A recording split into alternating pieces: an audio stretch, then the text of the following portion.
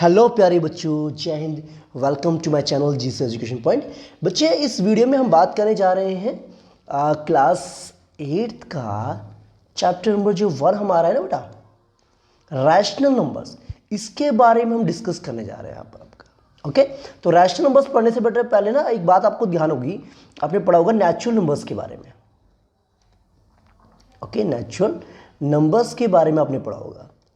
Okay, natural numbers का मतलब होता है प्राकृतिक संख्या, जैसे हम बोले तो which are starting from the 1 2 3 4 5 and 6 and so on. Okay, dot dot का मतलब क्या है, इन्फिनिटी तक जाते रहेंगे आपके। मतलब इनको नेचुरल नंबर्स क्यों कहा जाता है, आपने पहले छोटी क्लासेस में पढ़ा होगा।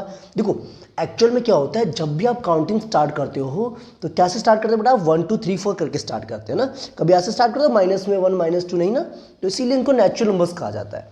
और एक आपका वर्ड आता है बेटा होल नंबर्स, जिसके बारे में भी आप पहले पढ़ चुके होंगे, होल नंबर्स। ठीक है, होल नंबर्स क्या होता है, जिसमें आपका जीरो भी इंक्लूड हो जाता है, 0 1 2 3 4 एंड सो ऑन। ठीक है, मतलब जितने भी आपके नेचुरल नंबर्स हैं इंक्लूडिंग जीरो, वो आपके होल नंबर्स बन जाएंगे। ठीक है, फिर आपने एक वर्ड पढ़ा था बेटा इंटीजर्स के बारे में। इंटीजर्स के बारे में, इंटीजर्स में क्या होता है, जितने भी आपके नेगेटिव नंबर सपोज कीजिए इन्फिनिटी से लेकर के -3 -2 -1 और including 0 and all the positive numbers. ठीक है, इनके कलेक्शंस को इंटीजर्स कहते हैं। It's clear note. बट यहां पर जो बेटा एक वर्ड जो आया है, चैप्टर का नाम रैशनल नंबर, अब ये होता क्या है, अब इसके बारे में हम स्टडी क्यों कर रहे हैं। ठीक है, तो धीरे धीरे करके इसके कॉन्सेप्ट को हम समझते हैं। ओके, देखो पहली बात तो समझो बेटा, देखो रैशनल नंबर्स आपके वो होते हैं जिनको हम फ्रैक्शंस यानी कि P/Q की फॉर्म में लिख सकते हैं। कैन बी रिप्रेजेंटेड, ये बेटा ना आपका 9th में भी काम आएगा और 10th में भी काम आएगा। Can be represented in P/Q form. Okay, और यहां पर एक कंडीशन आपने ध्यान रखनी बेटा, वेयर जो आपका डिनोमिनेटर है Q, वो कभी भी आपका 0 के इक्वल नहीं होना चाहिए। और दूसरी बात, और जो आपके P और Q है ना बेटा, P एंड Q आर को प्राइम। आप कहोगे सर ये को प्राइम क्या होता है। देखो बेटा, को प्राइम नंबर्स वो होते हैं जिनका एसएफ क्या होता है, 1 होता है, यानी कि जिसमें कुछ भी कॉमन, 1 के अलावा कुछ भी कॉमन नहीं आता। ठीक है, क्या होते हैं को प्राइम नंबर्स, को प्राइम्स क्या होते हैं बेटा, जिनका एसएफ क्या होता है, SF of P and Q यहाँ पर क्या बेटा आपको 1 के इक्वल होगा। कुछ बात समझ में आ रही बेटा। ओके, तो ये चीज़ आपने ध्यान रखनी है।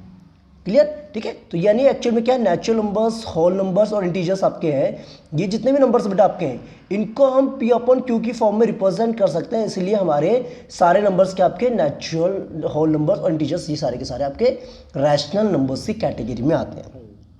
Okay done. ठीक है, इतनी बात समझ में आ गई बेटा, वेरी गुड। चलिए कंटिन्यू करते हैं। देखिए यहाँ पर पैराग्राफ में आपको यही सिर्फ समझा रखा है। ठीक है, देखिए अभी मैंने आपको कहा बेटा, देखो जितने भी नेचुरल नंबर, सपोज कीजिए मैंने लिखा 2, तो क्या मैं 2 को बेटा लिख सकता हूँ इस तरीके से 2/1। तो क्या यहाँ पर मैंने लिख दिया बेटा, ऊपर जो हो गया P, नीचे आ गया Q, क्या P/Q की फॉर्म में है कि नहीं है, तो इसका मतलब ये क्या हो गया आपका रैशनल नंबर हो गया। It's clear note, rational number. ठीक है, अब नेगेटिव वालों को देखते बेटा, देखो माइनस का 7 है, अब माइनस से 7 की जगह 1 लिख सकते हैं हम, -7 ही आएगा, तो इसका मतलब ये भी आपका क्या है, रैशनल नंबर है। ओके, अब होगा सर जीरो तो है ही नहीं, जीरो कैसे नहीं होगा, देखो जीरो ऊपर जीरो हो सकता है लेकिन डिनोमीटर में जीरो नहीं होना चाहिए बेटा ना। देखो अगर जीरो को आप किसी भी नंबर से डिवाइड करेंगे, any number except zero, except zero, zero के अलावा किसी भी नंबर से अगर आप डिवाइड करेंगे जीरो को, तो आपको क्या मिलेगा, आंसर जीरो ही मिलेगा। तो इसका मतलब क्या, जीरो भी आपका क्या है, रैशनल नंबर की कैटेगरी में आता है। ठीक है, तो इसीलिए यहां से कंक्लूजन मिलता है कि जितने भी आपके नंबर्स है, इंटीजर्स, होल नंबर्स और आपके क्या बताया था बेटा आपको, नेचुरल नंबर्स, ये सारे के सारे क्या आपके क्या है बेटा, यहां से हम ये लिख सकते हैं, all natural numbers, whole numbers and integers are rational number. सभी को हम फ्रैक्शंस की फॉर्म में लिख सकते हैं, rational numbers. It's clear note. But इसका इनवर्स पॉसिबल नहीं बेटा, इसका कन्वर्स, ठीक है। But all rational numbers are not natural whole numbers and integers. ऐसा क्यों बेटा? क्योंकि आपको पता है बेटा 2 में जो 3 हमारा है ये आपका रैशनल नंबर है, तो क्या ये किसी कैटेगरी में आता है बेटा? ये ना तो होल नंबर है, ना ही आपका नेचुरल नंबर्स की कैटेगरी में आता है, और ना ही आपका ये इंटीजर्स की कैटेगरी में आता है, बिकॉज ये फ्रैक्शंस की फॉर्म में है। ओके, अगर फ्रैक्शंस की फॉर्म में नहीं होता तब हम बात करते कि भाई हमारा नेचुरल नंबर, होल नंबर्स या इंटीजर्स में से कोई एक हो सकता था। डन। वेल बच्चे, अब बात करते हैं बेटा इंपॉर्टेंट टॉपिक की, that is properties of rational number. Rational numbers की कुछ प्रॉपर्टीज होती है। देखो, पहली प्रॉपर्टी आती है क्लोजर प्रॉपर्टी। आपको पता है बेटा जब आप होल नंबर को ऐड करोगे, देखो अगर आपको पता है 2 को जब मैं 3 के साथ ऐड करूंगा तो मुझे क्या मिलेगा बेटा? 5 मिलेगा। ये तो आपको पता है 2 क्या आपका होल नंबर है और 3 क्या आपका होल नंबर है, तो दोनों होल नंबर्स को जब हम ऐड करते हैं तो हमें क्या मिलता है? होल नंबर मिलता है। या फिर अगर मैं 0 को 3 के साथ ऐड करता हूँ तो मुझे क्या मिल रहा है बेटा? 3 मिल रहा है। तो 0 भी आपका क्या है? होल नंबर है, और 3 भी आपका होल नंबर है, और आंसर जो आ रहा है वो भी होल नंबर है, ठीक है। तो क्लोजर प्रॉपर्टी का मतलब क्या होता है? अगर किसी भी दो अगर होल नंबर्स को हम ऐड कर रहे हैं तो हमें क्या मिल रहा है बेटा? होल नंबर से मिल रहा है, ठीक है। अगर मैं सब्ट्रैक्ट करता हूँ, अगर मैं 2 में से 3 को सब्ट्रैक्ट करता हूँ तो मुझे क्या होल नंबर मिलेगा? नहीं मिलेगा, ये मिल गया मुझे इंटीजर। तो इसका मतलब क्या? Closure property is not applicable for the subtraction in the case of whole numbers. Done. अब मल्टीप्लिकेशन में चेक करते हैं बेटा। देखो आपको पता है होल नंबर को जब होल नंबर से मल्टीप्लाई करो तो क्या मिलेगा? आपको होल नंबर मिलेगा, ठीक है। तो इसका मतलब ये क्या है? आपका क्लोजर प्रॉपर्टी को सेटिस्फाई करता है अंडर मल्टीप्लिकेशन। डिवीजन की बात कर, देखो अगर मैं 2 को 5 से डिवाइड करूँ तो क्या आपको होल नंबर मिला? नहीं मिला ना, ये तो बन गया रैशनल नंबर। तो इसका मतलब डिवीजन के लिए और सब्ट्रैक्शन के लिए आपकी ये क्लोजर प्रॉपर्टी वैलिड नहीं है, ठीक है ना? Okay done. अब बेटा चेक करते हैं इंटीजर्स के लिए एप्लीकेबल है कि नहीं है। देखो इंटीजर्स में क्या होता है कि अगर बेटा 2 इंटीजर्स को आप ऐड करोगे तो आपको इंटीजर्स मिलेगा, ये तो आपको पता ही है। अगर 2 इंटीजर्स को आप सब्ट्रैक्ट करेंगे तो आपको इंटीजर तो मिलेगा। देखो अगर मैं 7 में से 5 को माइनस करता हूं तो मुझे क्या मिलेगा बेटा? प्लस का 2 मिलेगा, ठीक है। बिकॉज 7 भी आपका इंटीजर है, 5 भी आपका इंटीजर है, और 2 इज ऑल्सो इंटीजर। तो इसका मतलब क्लोजर प्रॉपर्टी, क्लोजर का मतलब होता है कि अगर आप उसमें जो भी ऑपरेटर अप्लाई कर रहे हैं तो घूम फिर के आपका उसी कैटेगरी में वो आना चाहिए, ठीक है। सब्ट्रैक्शन के लिए एप्लीकेबल हो गया। मल्टीप्लिकेशन के लिए एप्लीकेबल है। 2 का मैं 2 से मल्टीप्लाई करूँ मुझे क्या मिलेगा बेटा? 4 मिलेगा। 2 भी एक इंटीजर है, 2 भी एक इंटीजर है, 4 क्या? 4 इज ऑल्सो इंटीजर, ठीक है। क्या ये आपका डिवीजन के लिए रूल एप्लीकेबल है? देखो अगर मैं एक इंटीजर को, जैसे -2 है, दूसरे इंटीजर यानी कि -3 से अगर मैं डिवाइड करूँ तो माइनस से माइनस कैंसिल, तो मुझे क्या मिल रहा है? 2/3। तो 2/3 इज नॉट अ इंटीजर, ये नॉट इंटीजर, ओके। तो इंटीजर्स के केस में आपकी क्लोजर प्रॉपर्टी जो है वो सब्ट्रैक्शन, एडिशन और मल्टीप्लिकेशन के एप्लीकेबल है, बट डिवीजन के लिए एप्लीकेबल नहीं है। क्लियर बात होगी? Very nice. चलो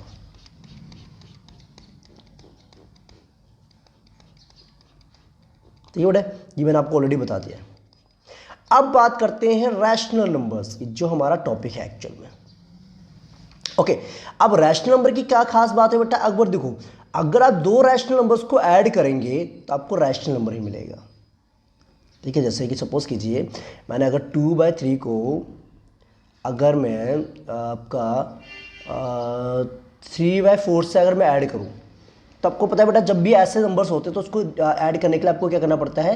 डिनोमिनेटर का आपको एल्सियम लेना पड़ता है ना। 3 और 4 का एल्सियम कितना आएगा बेटा? 12 आएगा, ओके। देन आप क्या करते थे बेटा? 3 से इस डिनोमिनेटर को डिवाइड करेंगे, इस वैल्यू को कितना आता है? 4, तो 4 से ऊपर मल्टीप्लाई कर देंगे, कितना आएगा? 8 आ जाएगा।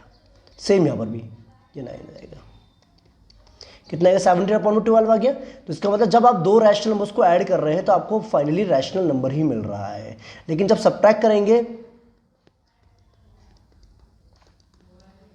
तो तब भी हमें क्या मिलेगा बेटा? देखो ये आपका 8 - 9 यानी कि हो जाएगा -1/12, तो तब भी हमें रैशनल नंबर मिल रहा है। यानी सब्ट्रैक्शन के लिए भी एप्लीकेबल है आपका क्लोजर प्रॉपर्टी रैशनल नंबर में, और एडिशन के लिए भी एप्लीकेबल है।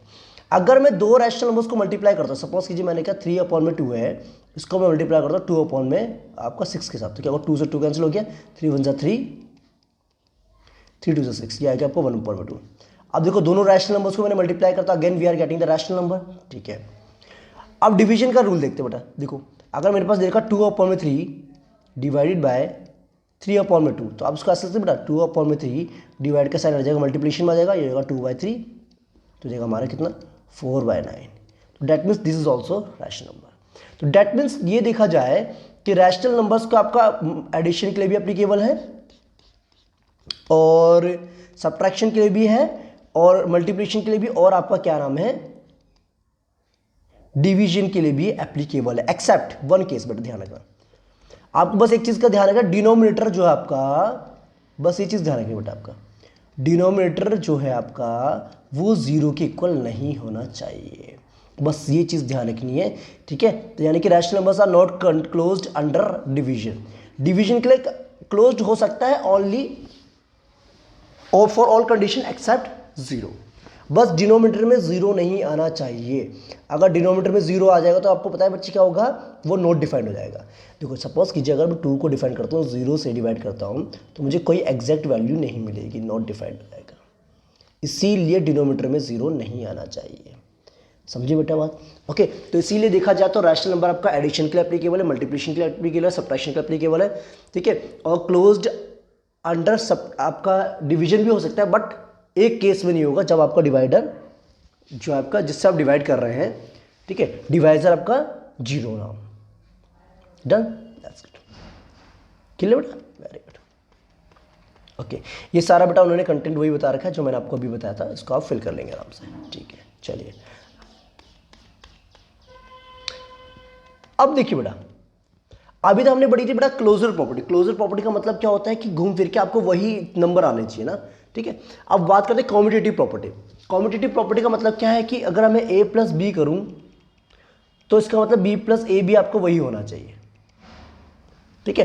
देखो मेरी बात सुनो, होल नंबर्स का जो केस है आपका एडिशन के लिए तो एप्लीकेबल है बेटा, आपका एडिशन वाला आपका कॉम्पिटिटिव होता है, लेकिन सब्ट्रैक्शन आपका कॉम्पिटिटिव नहीं होगा, क्योंकि आपको पता है बेटा 2 माइनस, अगर मैं 3 माइनस 2 करूँ तो मुझे मिलेगा 1, अगर मैं इसका उल्टा कर दूँ 2 माइनस 3 करूँ तो मुझे माइनस का 1 मिलेगा, मुझे 1 नहीं मिलेगा, ठीक है। तो इसका मतलब कि आपका सब्ट्रैक्शन के लिए वैलिड नहीं है, मल्टीप्लिकेशन के लिए वैलिड है आपकी कॉम्पिटिटिव प्रॉपर्टी, लेकिन डिवीजन के लिए वैलिड नहीं होगी, क्योंकि आपको पता है जब मैं 3 को अगर मैं डिवाइड करूँ किसके साथ बेटा, सपोज कि 2 से, तो इसका मतलब ये नहीं कि 2/3 भी आपको वही होगा, ठीक है। 2 को डिवाइड कर 3, तो दोनों क्या आपके अलग अलग चीज़ें हैं, ठीक है। तो होल नंबर्स के केस में देखा जाए कॉम्पिटिटिव प्रॉपर्टी का मतलब क्या होता है बेटा, अगर आप मतलब उसको बस रिवर्स कर देना, अगर a प्लस बी कर रहे हैं तो b प्लस ए भी एप्लीकेबल होना चाहिए, ठीक है।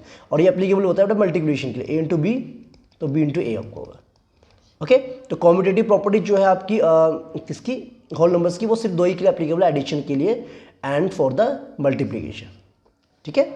इंटीजर्स के केस में अगर देखा जाए तो बेटा इंटीजर्स के केस में भी सेम ही होगा, उसमें भी सेम चीज़ होगी बेटा, ठीक है। ये भी आप ध्यान रखेंगे, सेम चीज़ ही होगा।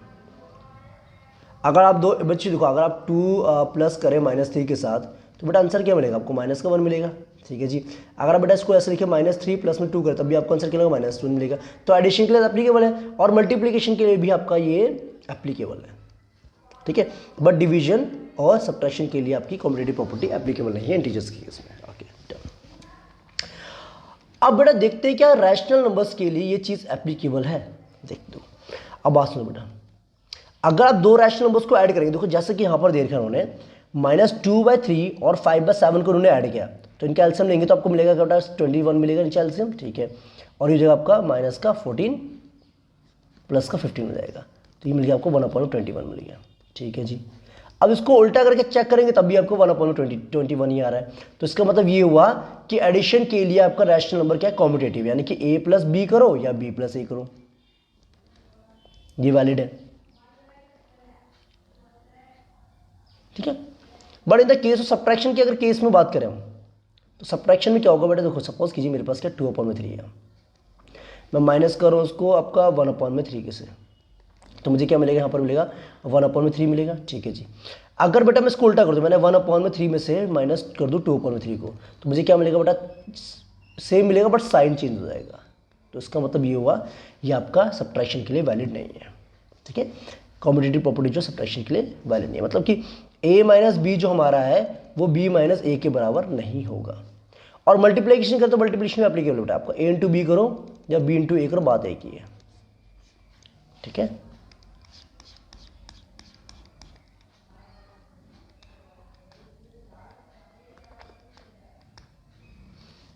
ओके क्लियर बेटा, जैसे यहां पर मेंशन करेंगे, देखोगे ना, subtraction will not be competitive for rational number, और मल्टीप्लिकेशन आपको बेटा कॉम्पिटिटिव है, और डिवीजन आपको कॉम्पिटिटिव नहीं होगा रैशनल नंबर्स के। इट्स क्लियर और नॉट, सभी को समझ में आ गया, वेरी नाइस। अगर बेटा आपको समझ में आ गया है तो आप ना इसको शेयर करें अपने दोस्तों के साथ, ठीक है बेटा। चलिए आगे बढ़ते हैं।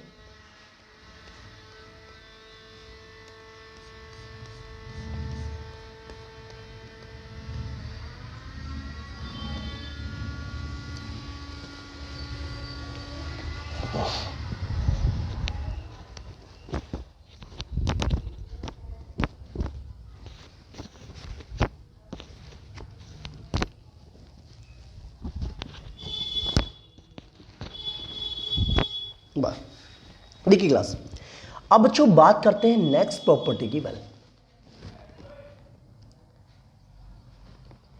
बच्चे देखिए स्टूडेंट्स, अब बात करते हैं नेक्स्ट प्रॉपर्टी की। देखिए स्टूडेंट्स, अब बात करते हैं नेक्स्ट प्रॉपर्टी की, दैट इज एसोसिएटिव प्रॉपर्टी।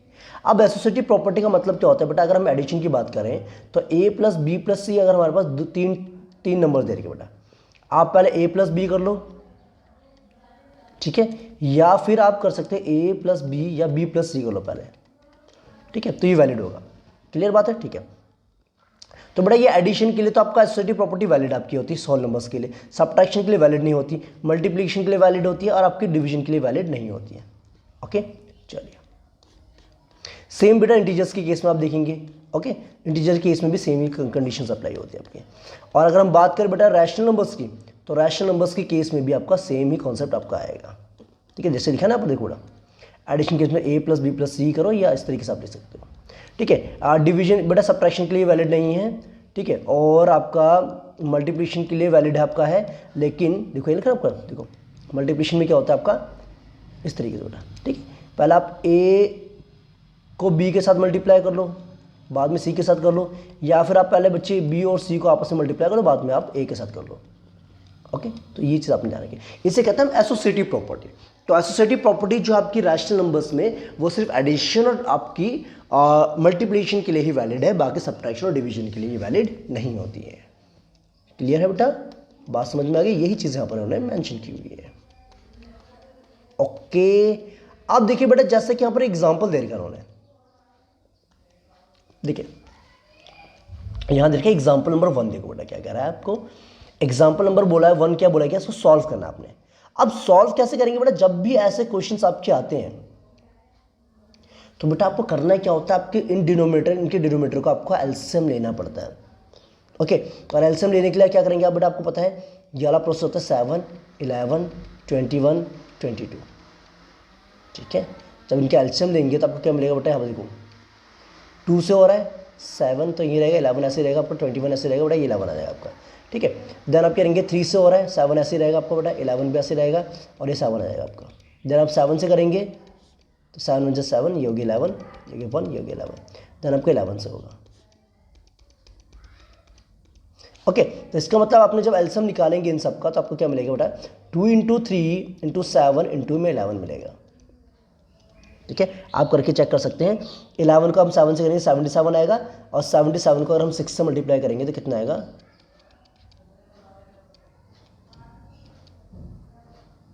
ठीक है 462 आ रहा है।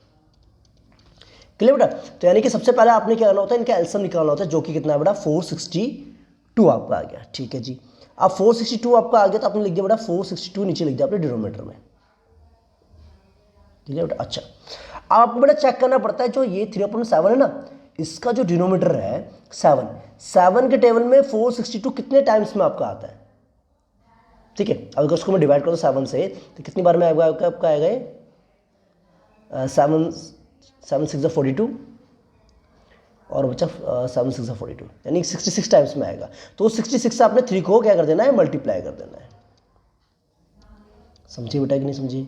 ओके सेम अब यहाँ पर क्या बेटा माइनस साइन है, 11 के टेबल में कितनी बार में आता है 462 बेटा, तो 11 से करेंगे 4 टाइम्स में आपको हो गया और ये आपको 42 टाइम्स में आएगा। अब क्या करेंगे 6 को हम 42 से मल्टीप्लाई कर देंगे। क्लियर हो रही बात कि नहीं आ रही? ठीक है, फिर यहाँ पर बेटा क्या माइनस का साइन है आपका। ठीक है, 21 के टेबल में 461 कितनी बार में आता है आपका बच्चे 22 टाइम्स में आता है, तो इसलिए क्या करेंगे आप 8 को 22 से मल्टीप्लाई कर देंगे। ऐसे बेटा आप 5 वाला भी कर देंगे। 22 के टेबल में कितनी बार में आता है आपका बेटा ये आपका आता है 21 टाइम्स में, तो क्या करेंगे 5 को 21 से मल्टीप्लाई कर देंगे। ओके बच्चे, तो इन्होंने ये सॉल्व करके जो निकाला है ना आंसर, ये एक्चुअल में यहीं से आया है आपका। ठीक है, कंफ्यूजन नहीं ना? ओके ठीक है। ओके, सबसे मेन मकसद क्या होता है, सबसे पहले हमें एलसीएम निकालना होता है। ओके, एलसीएम निकालने के बाद फिर आपने क्या करना होता है कि उनके जो डिनोमिनेटर से आपने क्या करना है एलसीएम को डिवाइड करना और देखना है कितने टाइम्स में वो डिवाइड हो रहा है, उससे फिर आप न्यूमरेटर को मल्टीप्लाई करके सीधा वैल्यूज को यहाँ पर लिख देते हैं और जो साइन लगाया ना उनके बीच में वही साइन आप पुट कर देंगे। Done, that's good.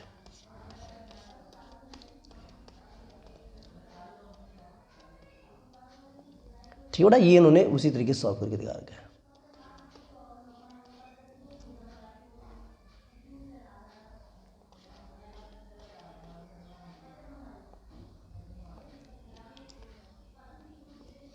ठीक है बच्चे। ओके, जैसे कोई एग्जांपल नंबर हमें 2 दे रखा है यहाँ पर, इसको बेटा आप कर सकते हैं आराम से।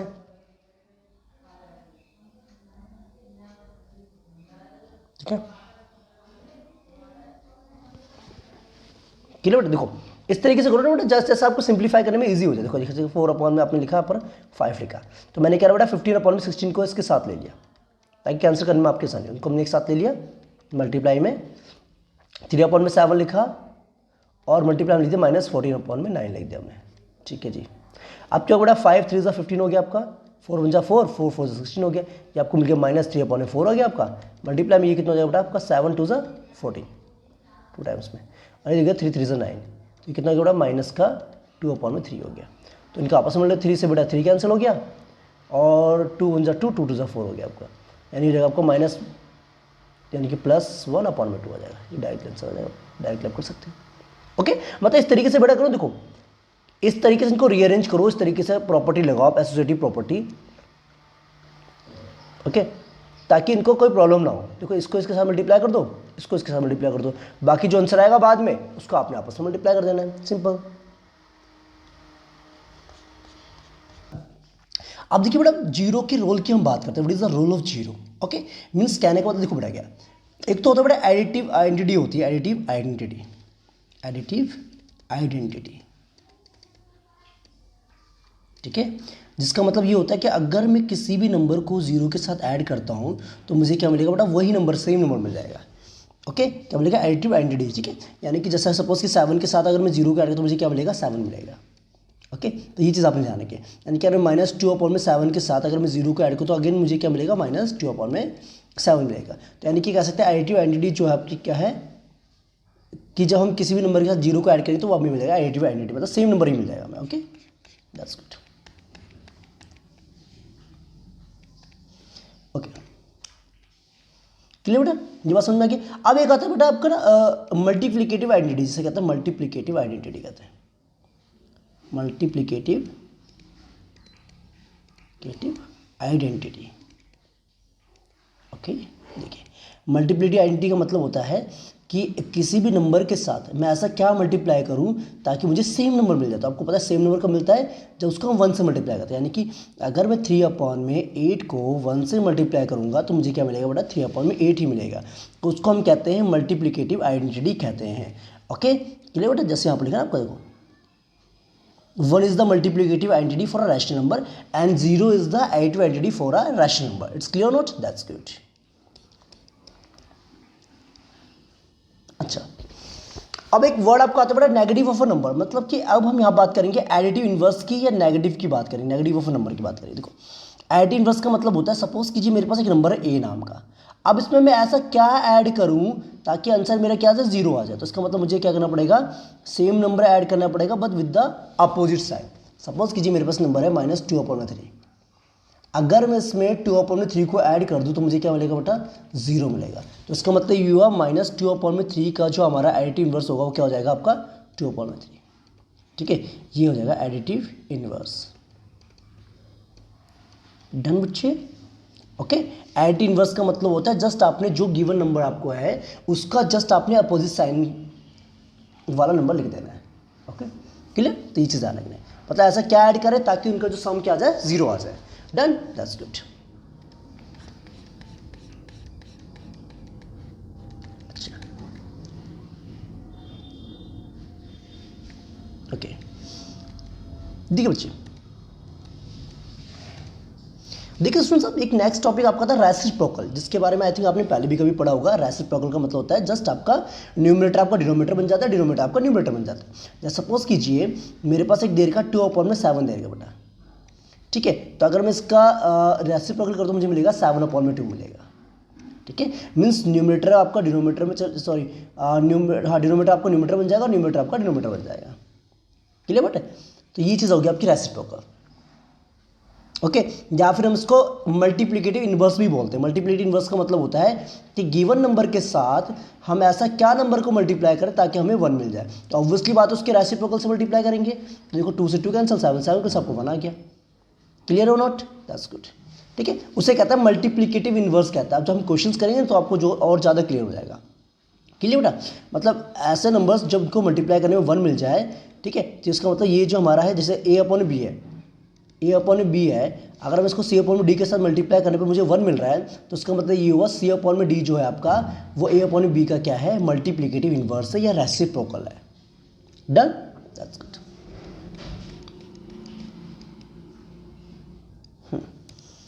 अब देखिए बच्चे, यहाँ पर एक प्रॉपर्टी और आती है आपकी, वो आती है डिस्ट्रीब्यूटिव प्रॉपर्टी। डिस्ट्रीब्यूटिव प्रॉपर्टी में क्या होता है कि इसमें एडिशन और आप एडिशन फॉर रैशनल नंबर, ठीक है, डिस्ट्रीब्यूशन प्रॉपर्टी ऑफ मल्टीप्लिकेशन और एडिशन और रैशनल नंबर। देखो अगर सपोज कीजिए बेटा एक नंबर आपको बाहर है इस तरीके से और मैंने 2 नंबर लिखे ब्रैकेट के अंदर, तो डिस्ट्रीब्यूशन प्रॉपर्टी क्या कहता है बेटा, आप इसको ऐसे लिख सकते हैं A मल्टीप्लाई में B प्लस में A मल्टीप्लाई में C भी आप कर सकते हैं। जैसे कि यहाँ पर देख रहे हैं बेटा, देखो ये वाला क्वेश्चन आपको देख रहे हैं, जैसे लिखा आपको -3/4 ब्रैकेट के अंदर लिखा 2/3 प्लस -5/6। अब क्या करें बेटा, आप इसको जो है पहले इसके साथ मल्टीप्लाई कर सकते हैं। देखिए जिस तरीके से उन्होंने किया हुआ है ऐसे लिख सकते हो, देखो -3/4 मल्टीप्लाई में 2/3 प्लस का साइन लगाएंगे यहाँ पर और ये आएगा आपको -3/4 मल्टीप्लाई में -5/6। ओके, देखो 3 से 3 कैंसिल हो गया आपका, 2 1 2 2 2 4 हो गया, तो यहाँ से मिल जाएगा बेटा आपको ये आएगा -1/2 आ जाएगा। ठीक है, और ये जगह माइनस माइनस बेटा प्लस हो जाएगा, ये जगह 3 1 3 3 2 6, तो ये जगह +5/8। Okay done. अब इसका जब एलसीएम लेंगे तो आपको मिलेगा बेटा 8 मिलेगा और यहाँ पर आ जाएगा आपको -4, ये हो जाएगा प्लस का 5 हो जाएगा। ठीक है, दैट मीन्स आपका आंसर कितना आ जाएगा बेटा 1/8 आ जाएगा। It's clear not. ठीक है, तो इसे कहते हैं बेटा डिस्ट्रीब्यूटिव प्रॉपर्टी से क्या होता है, आपकी जो कैलकुलेशंस होती है ना वो थोड़ी इजी हो जाती है। इस बात का ध्यान रखिए, भी अप्लाई कर सकते हैं। जैसे सपोज कीजिए A मैंने लिखा, ब्रैकेट के अंदर लिखा हमने B-C, तो आप इसको लिख सकते हैं इस तरीके से इक्वल में A into B minus A into C, जैसे कि यहाँ पर लिखा होगा बेटा आपका। ठीक है, ये डिस्ट्रीब्यूटिव प्रॉपर्टी आपके लिए। ओके, जैसे आप लिख रहे हैं, देखो ट्राई दिस वाले क्वेश्चन में क्या कह रहा है कि find using distributive property. Distributive property का यूज करके आपने इसको फाइंड कर, देखो आप देख रहे बेटा ध्यान से देखिए, तो यहाँ पर 7/5 दोनों में कॉमन आपका है, तो क्या इसको आप ऐसे लिख सकते हो बेटा। देखो अगर मैं एक क्वेश्चन दे रखा है फाइंड यूजिंग डिस्ट्रीब्यूटिव प्रॉपर्टी, देखो आपको तो 7/5 दोनों में कॉमन है, हम देखेंगे 7/5 को बाहर निकाल देंगे, तो ब्रैकेट के अंदर लिख सकते हैं -3/12 प्लस में आपका 5/12 हो जाएगा आपका। ओके, तो डेट मीन्स हो जाएगा हमारा 7/5। आपको पता है दोनों का डिनोमीटर सेम है, तो सीधा सीधा हम इसको क्या कर देंगे, ऐड कर देंगे। 5 में से 3 का कितना बचा 2/12, तो ये जगह हमारा 7/5 मल्टीप्लाई में 2 1 2 2 6 12 यानी 1/6, ये जाएगा आपका 7/30 आ जाएगा आपका। It's clear note, that's good. Clear ना बेटा, बात समझ में आ गई, वेरी गुड। ओके, सेम बेटा आप इसको भी कर लेंगे। जैसे ये आपका क्वेश्चन दे रखा है, इसमें आप 9/16 को कॉमन निकालिए, ब्रैकेट के अंदर आपका आएगा 4/12 माइनस में आपका क्या 3/9 आ गया आपका। ओके, जब इसको आप सॉल्व करेंगे तो आपको क्या मिलेगा, ये मिलेगा आपका 9/16 तो बड़ा ऐसे ही रहेगा आपका, ये जगह 4 1 4 4 3 12, ये होगा 3 1 3 3 3 9, यानी कि देखा जाए तो दोनों आपका आ गया माइनस प्लस में 1/3 आ गया, तो इसका मतलब ये होगा आपका 0 आंसर आ जाएगा आपका इस वाले कॉन्सेप्ट में। डन हुई बात की नहीं, ठीक है। तो बेटा इस तरीके से आपने सॉल्व करना है इनको। अब जैसे कि बेटा यहाँ पर एग्जाम्पल नंबर 3 दे रखा है आपको, क्या बोला है, right the additive inverse of the following. Additive inverse का मतलब क्या होता है, जस्ट आपने साइन चेंज करते हैं। अगर ये आपका नंबर है तो उसका एडिटिव इनवर्स हो जाएगा आपका 7/19 हो जाएगा, ठीक है। अगर आपका ये नंबर है तो उसका एडिटिव इनवर्स हो जाएगा आपका क्या हो जाएगा आपको -21/1112 हो जाएगा, ठीक है। अब कह रहे हैं कि वेरीफाई करना है सेम एज एक्स। देखो कह रहे हैं कि अगर एक्स की वैल्यू में यहाँ पुट करता हूँ बेटा, देखो एक्स की वैल्यू अगर मैं पुट करूँ 13/17 और उसके आगे माइनस लगा है और उसके बाहर भी माइनस है, तो आपको पता है ब्रैकेट के अंदर और ब्रैकेट के बाहर जब माइनस होता है तो आंसर क्या आता है आपका प्लस का आता है, that is equals to x हो गया। सेम यहाँ पर भी कर सकते हो, देखो माइनस है ऑलरेडी माइनस, तो ये जगह प्लस का 21/31 हो जाएगा, तो आंसर आएगा आपको -21/31, जो किसके बराबर आपका एक्स के बराबर है। It's clear note, that's good, ठीक है। चलिए ओके, देखिए बच्चे एक एग्जाम्पल और है आपका, एग्जाम्पल नंबर 5। इसमें क्या बोला गया है, आपने इसको सॉल्व करना है। आप सॉल्व कैसे करना है, अगर प्रॉपर्टीज आपको आती है तो प्रॉपर्टीज की यूज कर सकते हैं, ठीक है, या फिर आपको जो भी प्रॉपर्टीज आती है उसके अकॉर्डिंग आप सॉल्व कीजिए इसको। देखो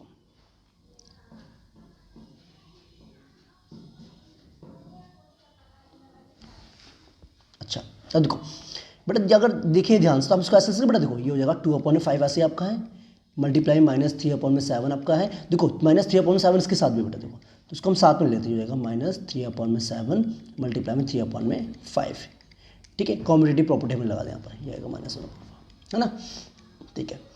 अब बेटा देखा जाए तो -3/7 दोनों में कॉमन है यहाँ पर, इन दोनों टर्म्स में, तो इसको बाहर निकलना बचेगा 2/5 प्लस में 3/5, ब्रैकेट के बाहर यहाँ पर आएगा -1/14, ठीक है। तो ये क्या -3/7, ये आपका 3 + 3 कितना 5/5 यानी कि 1 हो जाएगा आपका, ये -1/14, तो ये आपको -3/7 -1/14, तो आपका एल्सियम लेंगे तो आपका आएगा 14 आएगा यहाँ पर, ये आपका माइनस का 6 -1 यानी ये -7/14 आ जाएगा। That means that is equals to -1/2। This is the final answer. Clear note, ठीक है। पहले हमने क्या रहा, कॉम्बिनेटिव प्रॉपर्टी लगा। कॉम्बिनेटिव का मतलब क्या होता है बेटा, हमने ये कहते हैं या तो आप लिखते हैं a + b करो या b + a करो, बात ठीक होती है ना, तो हमने इसको रीअरेंज कर दिया, हमने आगे हमने इसको यहाँ लिख दिया और उसको हमने यहाँ लिख दिया, ठीक है बेटा। तो ये चीज़ आपने ध्यान रखनी है, ओके। तो आई होप आपको जितने भी कॉन्सेप्ट हो सारे क्लियर हो गए होंगे। अगर आपको कोई भी क्वेरी हो ना बेटा तो आप साथ साथ मुझे कमेंट करके बता सकते हैं, क्लियर रहेगी बात, ओके। तो नेक्स्ट वीडियो में आपको मैं सिर्फ एक्सरसाइज 1.1 के क्वेश्चंस करवाऊंगा, ओके। अगर आपको यहाँ तक किसी भी कॉन्सेप्ट में किसी भी टॉपिक में अगर डाउट हो तो आप मुझे ज़रूर बताएं। मिलते हैं नेक्स्ट वीडियो में, तब तक के लिए bye bye, take care and जय हिंद स्टूडेंट्स।